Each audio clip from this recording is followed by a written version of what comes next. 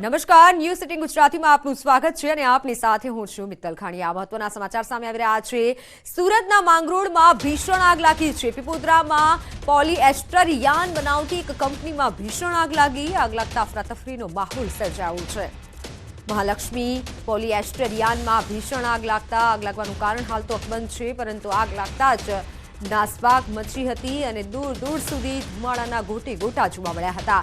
હાલ જે દ્રશ્યો સામે આવ્યા છે, આ ભીષણ આગ શા કારણે લાગી તે તો હજુ જાણવા નથી મળ્યું, પરંતુ આ સાથે જ ફાયર ફાઈટરનો કાફલો ઘટનાસ્થળે પહોંચ્યો હતો।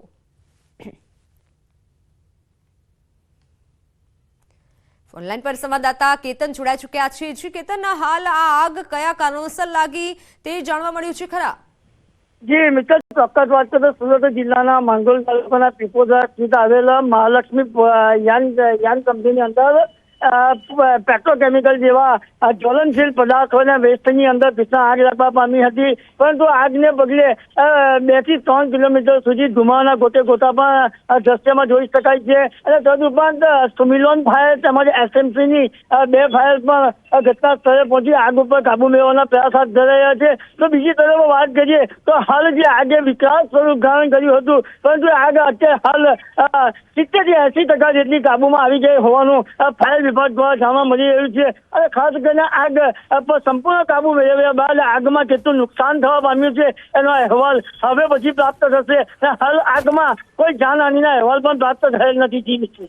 બિલકુલ કેતન, આભાર માહિતી બદલ। તો 70 થી 80% જેટલી આગમાં હાલ આગ લાગી હોય તેવું સામે આવ્યું છે। તો રાજકોટથી મહત્વના સમાચાર। રાજકોટની જૂના માર્કેટિંગ યાર્ડ સામેની ઇલેક્ટ્રિક શોપમાં પણ આગ લાગી। લાખો રૂપિયાનો સામાન બળીને ખાખ થયો। ઘટનાસ્થળે પહોંચેલી ફાયર બ્રિગેડની ટીમે ભારે જહેમત બાદ આગને કાબૂમાં કરી। આગની ઘટનામાં કોઈ જાનહાનિ થઈ નથી।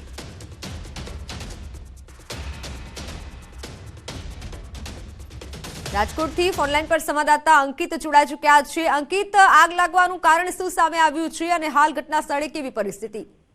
ચોક્કસ મિત્તલ, ખાસ કરીને વાત કરવામાં આવે તો જે બનાવ જે બન્યો હતો તે કહી શકાય કે જે શુક્રવારના રોજ સાંજના 7:30 વાગ્યા બાદ આ જે બનાવ છે તે બન્યો છે। અને બનાવ જે બન્યો છે તે જુનાગઢ જે જૂનું માર્કેટિંગ યાર્ડ આવેલું છે, ત્યાં જૂના માર્કેટિંગ યાર્ડની સામેના ભાગમાં કે જ્યાં ઇલેક્ટ્રિક શોપ આવેલી છે ત્યાં આગ લાગી હતી ને આગના કારણે લાખો રૂપિયાની જે ઇલેક્ટ્રિકની જે વસ્તુઓ હતી તે બળીને ખાખ થઈ ચૂકી હતી। ખાસ કરીને વાત કરવામાં આવે તો સમગ્ર મામલાની જાણ ફાયર બ્રિગેડને થતા તાત્કાલિક અસરથી ફાયર બ્રિગેડનો કાફલો છે તે ઘટના સ્થળે પહોંચ્યો હતો અને ત્યારબાદ ફાયર ફાઈટરો દ્વારા પાણીનો સતત મારો છે તે ચલાવવામાં આવ્યો હતો ને ત્યારબાદ આગને કાબુમાં છે તે લેવામાં આવી છે। સમગ્ર મામલે કોઈ પણ જાનહાનિ થવા નથી પામી। ચોક્કસ લાખો રૂપિયાનું નુકસાન છે તે દુકાનદારને થયું છે। બીજી તરફ વાત કરવામાં આવે તો હજુ સુધી આગનું કારણ છે તે અકબંધ જાણવા મળી રહ્યું છે। જોકે પ્રાથમિક તારણની અંદર શોર્ટ સર્કિટના કારણે આગ લાગી હોવાનું હાલ અત્યારે જાણવા મળી રહ્યું છે। બિલકુલ અંકિત, આભાર માહિતી બદલ। તો રાજ્યમાં ઠંડીનો ચમકારો યથાવત છે। 24 કલાકમાં ઠંડીથી હવે રાહત મળી શકે છે। 24 કલાકમાં 2 થી 3 ડિગ્રી સુધી તાપમાન વધી શકે છે। 17 શહેરમાં 15 ડિગ્રીથી નીચે પારો પહોંચ્યો છે। 10 ડિગ્રી તાપમાન સાથે નલિયા ઠંડુગાર રહ્યો છે। ગાંધીનગર અને વડોદરામાં 11 ડિગ્રીએ પારો પહોંચ્યો છે। તો રાજકોટ, ડીસા, ભુજમાં 12 ડિગ્રી ઠંડી નોંધાઈ છે। અમદાવાદ સહિત 3 શહેરમાં 13 ડિગ્રી તાપમાન નોંધાયું છે।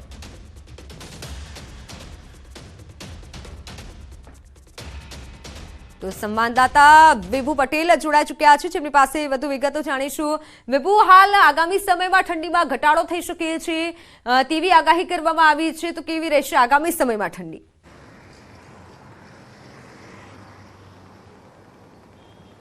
મિત્તલ, પવનની દિશા ખાસ કરીને વાતાવરણ અને તાપમાન કેવું રહેશે તે નક્કી થતું હોય છે। ત્યારે ગુજરાતમાં જે ઉત્તર પૂર્વના અત્યારે પવનો ફૂંકાઈ રહ્યા છે અને તેના કારણે જ મહત્તમ તાપમાન અને લઘુત્તમ તાપમાનમાં 2 થી 3 ડિગ્રીનો વધારો થશે।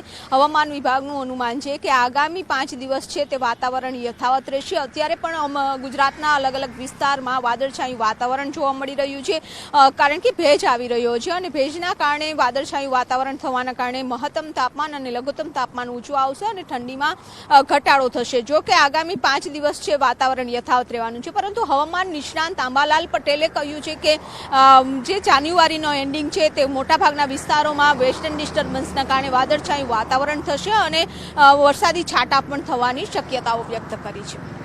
એટલે હવામાન નિષ્ણાંત દ્વારા ક્યાંક માવઠું પડવાની પણ આગામી સમયમાં આગાહી કરવામાં આવી છે.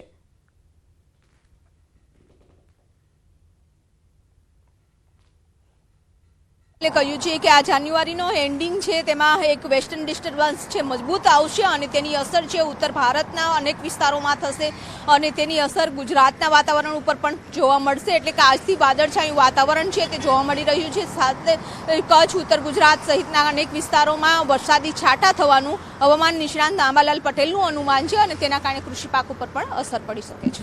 જી વિભુ, આભાર માહિતી બદલ. તો આગામી સમયમાં માવઠાની પણ શક્યતા છે.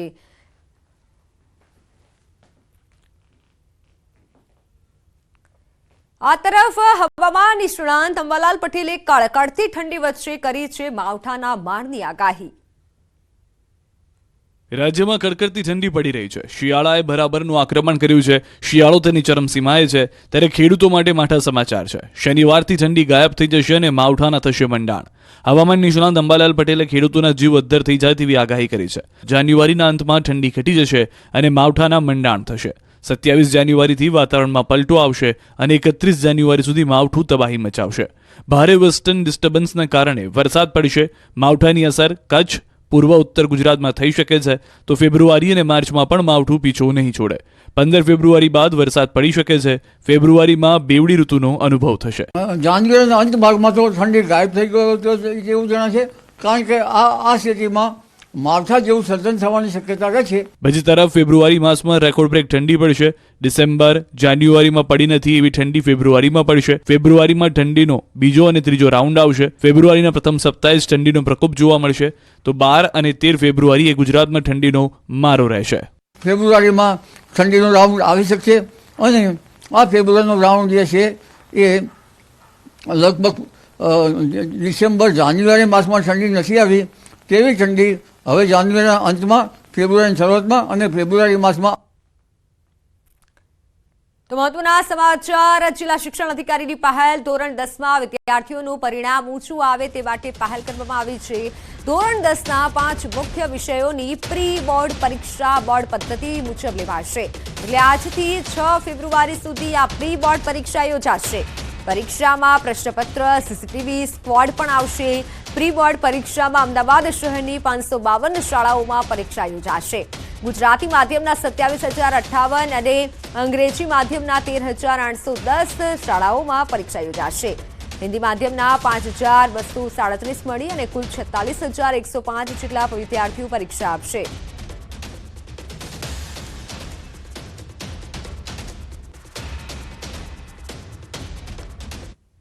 તો સંવાદદાતા સંજય ટાંક જોડાઈ ચૂક્યા છે. સંજય, પ્રી બોર્ડ પરીક્ષાનું આયોજન કરવામાં આવ્યું છે. કેવી રીતે આ પ્રી બોર્ડ પરીક્ષા લેવાશે?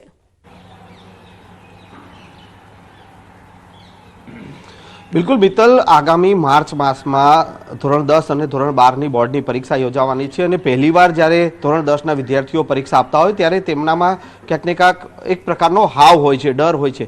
તો એ ડર દૂર થાય અને સાથે સાથે વિદ્યાર્થીઓનું પરિણામ પણ ઊંચું આવે તે પ્રકારનો નવતર પ્રયોગ જે છે તે અમદાવાદ જિલ્લા શિક્ષણ અધિકારી દ્વારા કરવામાં આવ્યો છે. અમદાવાદની 500થી વધુ શાળાઓમાં પ્રી બોર્ડ પરીક્ષા જે છે તેનું આયોજન કરવામાં આવ્યું છે, જેમાં 46,000 જેટલા વિદ્યાર્થીઓ આ પરીક્ષા આપી રહ્યા છે. હાલ આ દ્રશ્ય જોઈ શકો છો કે અમદાવાદને જે નારણપુરા વિસ્તારની સંત કબીર સ્કૂલ છે કે ત્યાં અમદાવાદ જિલ્લા શિક્ષણ અધિકારી જે છે કે તેઓ પહોંચ્યા હતા અને જે પ્રકારે બોર્ડની પરીક્ષા લેવાય છે જેમાં સ્ક્વોડ પણ આવે છે તપાસ માટે, સીસીટીવીનું પણ નિરીક્ષણ થાય છે. અમદાવાદ જિલ્લા શિક્ષણ અધિકારી તેઓ આપણી સાથે છે, રોહિત ચૌધરી. રોહિત સર, શું કહેશો, કઈ પ્રકારનું આયોજન, જે પ્રકારે વિદ્યાર્થીઓનો ડર પણ દૂર થાય સાથે સાથે તેમનું પરિણામ પણ ઊંચું આવે, એ પ્રકારનું આયોજન કરવામાં આવ્યું છે? કઈ રીતનું આયોજન છે, શું છે? માર્ચમાં બોર્ડની પરીક્ષા જે વિદ્યાર્થીઓ આપવાના હોય છે અને પ્રથમવાર બોર્ડની પરીક્ષા જ્યારે વિદ્યાર્થીઓ આપતા હોય ત્યારે એમનામાં એક હાવ જે હોય છે તેને દૂર થાય તે માટે, એમનામાં આત્મવિશ્વાસનો વધારો થાય અને ભયમુક્ત પરીક્ષા આપી શકે તે માટે બોર્ડની આખી જે પ્રોસિજર છે એ પ્રોસિજર પ્રમાણે તેઓ અવગત થાય તે માટે પ્રી બોર્ડ પરીક્ષા એક નવતર પ્રયોગ સ્વરૂપે ગયા વર્ષથી શરૂ કરવામાં આવેલું છે. અમદાવાદ શહેરમાં ગયા વર્ષની સફળતાને ધ્યાને લઈ આ વર્ષે પણ અમદાવાદ શહેર ટીમ અને અમદાવાદ સંકલન સમિતિના સંયુક્ત ઉપક્રમે પ્રી બોર્ડ પરીક્ષાનું આયોજન કરવામાં આવેલું છે. ધોરણ 10ના મુખ્ય 5 વિષયોના સેન્ટ્રલાઇઝ પદ્ધતિથી અમે પ્રશ્નપત્રો નીકાળીને અનુભવી શિક્ષકો દ્વારા પ્રશ્નપત્રો કઢાવ્યા છે. શાળાઓ સુધી સવારે જ પ્રશ્નપત્ર મોકલવામાં આવે. આ સાથે સાથે સ્ક્વોડની પણ આમાં વ્યવસ્થા કરવામાં આવેલી છે.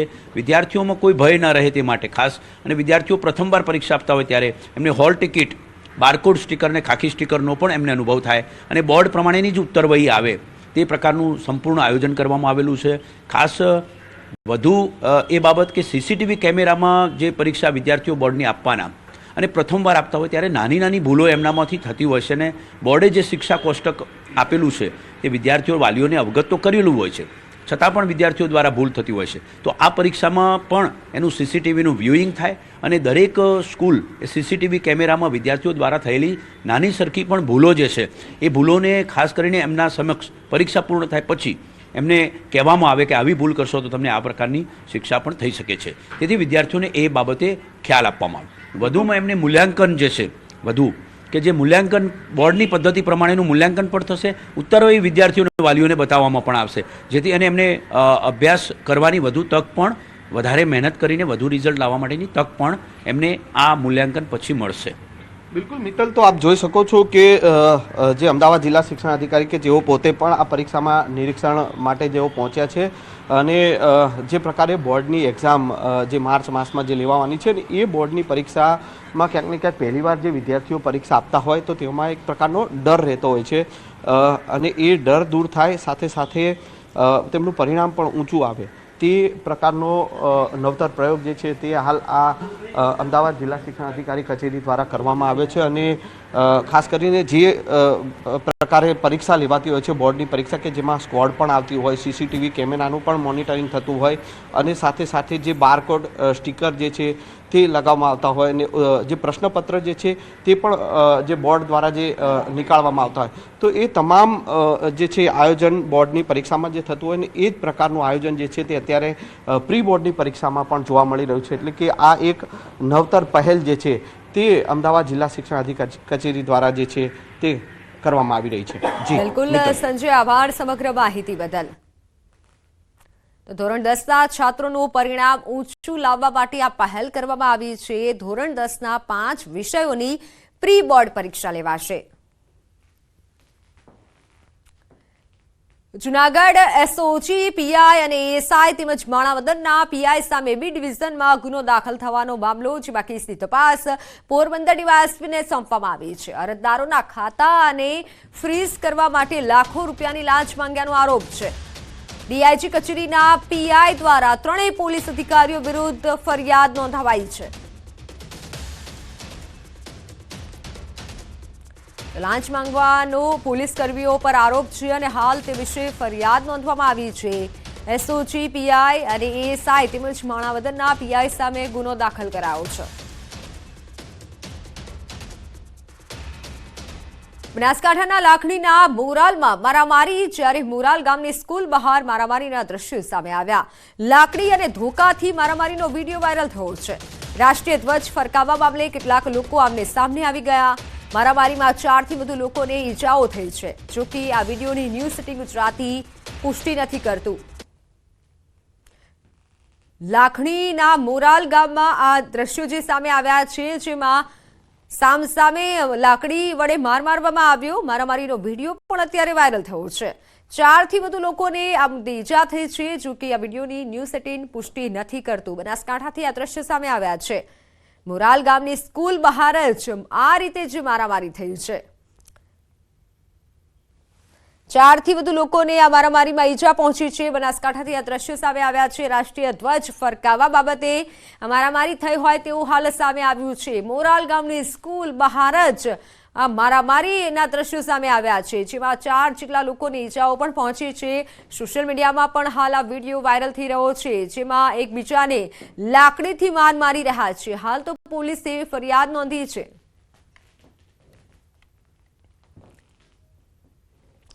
અમરેલીમાં 3 લોકો પર હુમલો કરનારી સિંહણ આખરે પાંજરે પુરાઈ છે. માનસિક સંતુલન ગુમાવી ચૂકેલી સિંહણે રાજુલાના વાવેરા ધારેશ્વર સીમમાં 3 લોકો પર તરાપ મારી હતી અને તેમને ઈજા પહોંચાડી હતી, જે બાદ વનતંત્ર દોડતું થયું હતું. 10 કલાકની મહેનત બાદ આખરે સિંહણને પાંજરે પૂરવામાં સફળતા મળી છે. સિંહણને પકડવા માટે અલગ અલગ રેન્જના ઓફિસરો ઓપરેશનમાં જોડાયા હતા. પાંજરે પૂર્યા બાદ સિંહણને એનિમલ કેર સેન્ટરમાં ખસેડાઈ છે.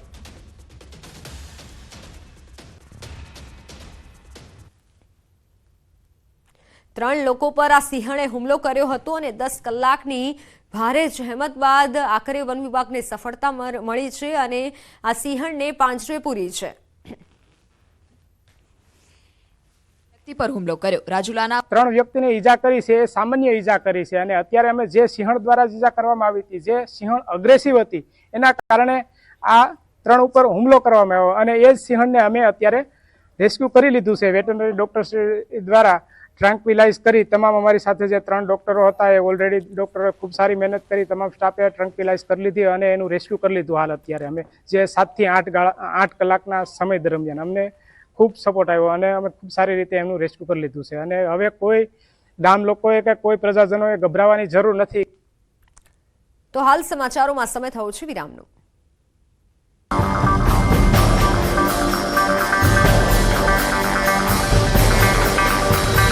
રમેશ સર્કલ. પહેલી નજરે આ દ્રશ્યો જોતા તમને લાગશે કે આ તો ચોમાસાની તસવીર છે. લોકોના ઘરમાં પગડૂબ પાણી ભરાવાની આ તસવીર છે રાધનપુરની.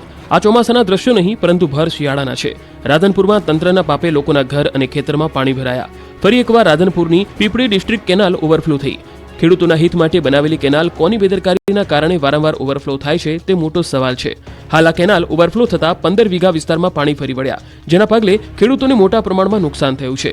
એરંડા, મકાઈ, ઘઉં અને રાયડાના પાકનો સત્યાનાશ થઈ ગયો. ખેડૂતોની મહેનત ધોવાઈ ગઈ. ખેડૂતોના મતે અધિકારીઓની બેદરકારીના કારણે વારંવાર આ નુકસાન તેમને વેઠવું પડે છે.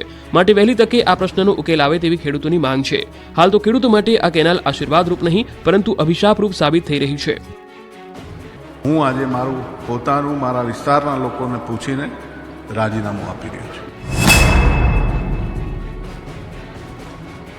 વડોદરાના વાઘોડિયા બેઠક પરથી અપક્ષમાંથી ચૂંટણી લડીને ધારાસભ્ય બનેલા ધર્મેન્દ્રસિંહ વાઘેલાએ કંઈક આ રીતે રાજીનામાની જાહેરાત કરતા ગુજરાતના રાજકારણમાં હડકંપ મચી ગયો. ઘણા સમયથી ધર્મેન્દ્રસિંહ વાઘેલા રાજીનામું આપે તેવી અટકળો ચાલતી હતી. અંતે ધર્મેન્દ્રસિંહે ધારાસભ્ય પદેથી રાજીનામું આપી દેતા ભર શિયાળે ગુજરાતની રાજનીતિમાં ગરમાવો આવી ગયો.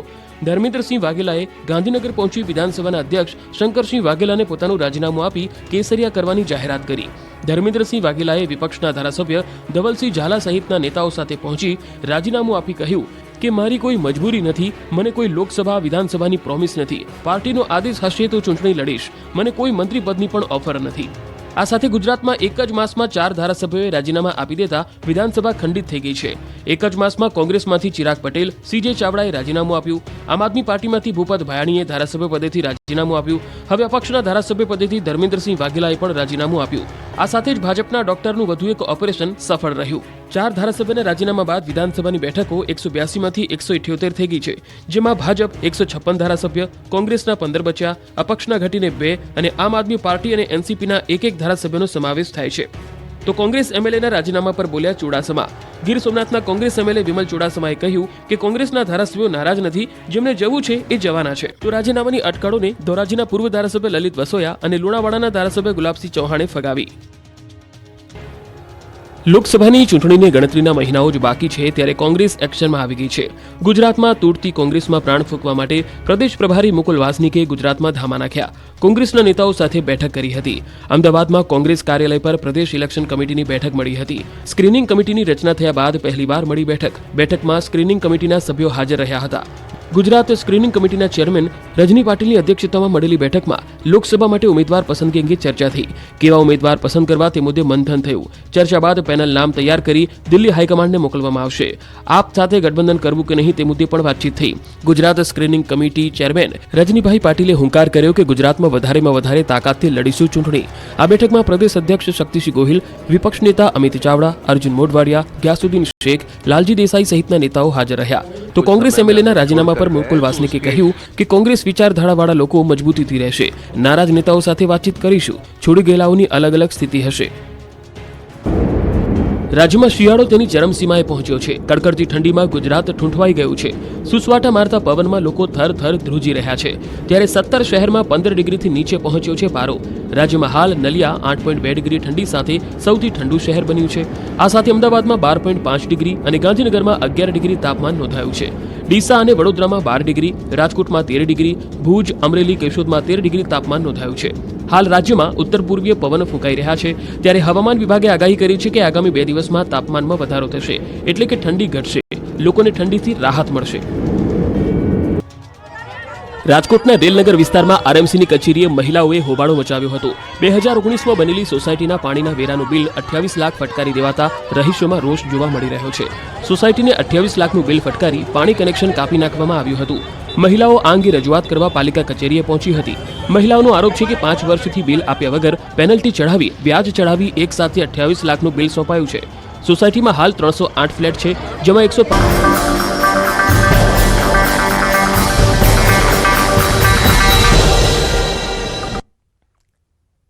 Welcome back. રાજકોટમાં બેફામ બાઇક ચાલકે અકસ્માત સર્જ્યો છે. જેતપુરમાં બાઇક ચાલકે રાહદારીને અડફેટે લીધો.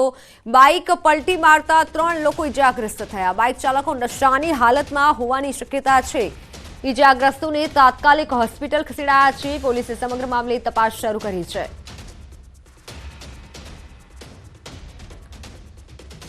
તો ભરૂચમાં બેફામ ટેન્કર ચાલકે માસૂમનો જીવ લીધો. વાલિયા રોડ પર આનંદ હોટલ નજીક અકસ્માત થયો. સમગ્ર પરિવારને અડફેટે લેતા 5 વર્ષીય દીકરાનું મોત નીપજ્યું. પોલીસે ટેન્કર ચાલકની અટકાયત કરી છે અને વધુ તપાસ હાથ ધરી છે. પોલીસે ટેન્કર ચાલકને હાલ પકડી પાડ્યો છે, જેમાં એક દીકરાનું મોત નીપજ્યું છે. અકસ્માતમાં બેફામ ટેન્કર ચાલકે પરિવારને અડફેટે લીધા અને વાલિયા રોડ પરની આ ઘટના, જ્યાં પોલીસે તપાસ હાથ ધરી છે. તો રાજકોટથી મારામારીની વધુ એક ઘટના સામે આવી છે. કોઠારિયા રણુજા મંદિરે મારામારી થઈ. એક દુકાનદારે અન્ય દુકાનદાર પર હુમલો કર્યો. લાકડાના ધોકા વડે આ હુમલો કર્યો. મારામારીનો વિડીયો વાયરલ થયો છે. લાકડાના ફટકા મારી આ હુમલો કર્યો, જેના દ્રશ્યો પણ સામે આવ્યા છે. વિડીયો અત્યારે વાયરલ થયો છે. મારામારીનો આ વિડીયો જેમાં જોઈ શકાય છે એક દુકાનદાર બીજા દુકાનદાર પર લાકડાના ધોકા વડે આ રીતે હુમલો કરી રહ્યો છે. જોકે હાલ તો પોલીસે તપાસ હાથ ધરી છે. સુરતથી મહત્વના સમાચાર. સુરતના કતારગામ વિસ્તારમાં સામાજિક તત્વોનો આતંક. 8 થી 10 શખ્સોએ કારના કાચ તોડ્યા. વાહનમાં તોડફોડ કરતા સીસીટીવી કેમેરામાં દ્રશ્યો કેદ થયા છે. અસામાજિક તત્વોની કરતૂત સોશિયલ મીડિયામાં પણ વાયરલ થઈ છે.